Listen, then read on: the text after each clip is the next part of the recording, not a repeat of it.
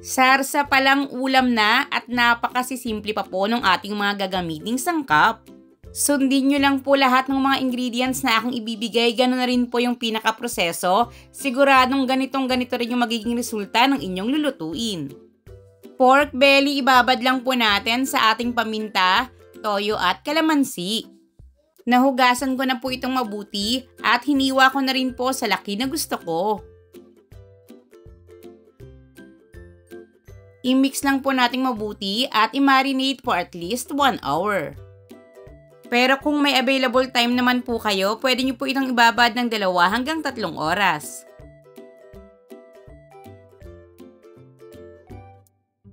Makalipas po ang 1 oras over medium heat, i-sear lang po natin yung ating karne.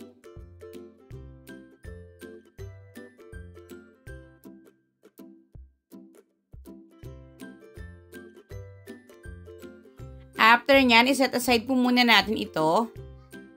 Sa isang kawali, maglagay lang po tayo ng kaunting mantika at dito po magigista po tayo ng ating bawang at sibuyas. Maglalagay rin po tayo rito ng tomato paste, gisahin rin po natin itong mabuti. Ihalo na rin po natin yung oyster sauce. Maglalagay rin po tayo ng 2 pirasong laurel. At syempre, hindi ito magiging pork asado kung wala po itong star anise. Pero dito po, 1 piraso lang yung aking ilalagay dahil gusto ko naman po yung aroma ng star anise. Pero ayoko naman pong ma-overpower nito yung pinakalasa ng ating ulam. Inihahalo na po natin ngayon yung ating na-sear na karne kanina.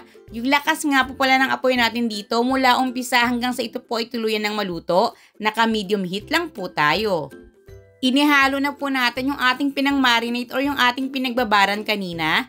Maglalagay rin po tayo rito ng brown sugar at ng tubig para naman po lumambot na itong ating karne habang ito ay tuluyan na pong naluluto. Ang buong listahan nga po pala ng ating mga sangkap ay makukuha nyo po sa ating description box. Nakalagay rin po ito sa bandang dulo nitong ating video. Takpan at kapag ito po ay nagsimula ng kumulo, mag-umpisa po tayong mag-timer ng 1 oras. Pero after 30 minutes, i-check po muna natin ito. Optional lang po ito pero kung gusto niyo pong may twist ng anghang yung inyong niluluto, pwede po kayong maglagay ng sili. Then make sure lang po na hindi po nasusunog yung pinakailalim, kaya kailangan po natin itong galaw-galawin. Tatakpan po ulit natin ito hanggang sa ito po ay tuluyan ng maluto o hanggang sa ito po ay lumambot.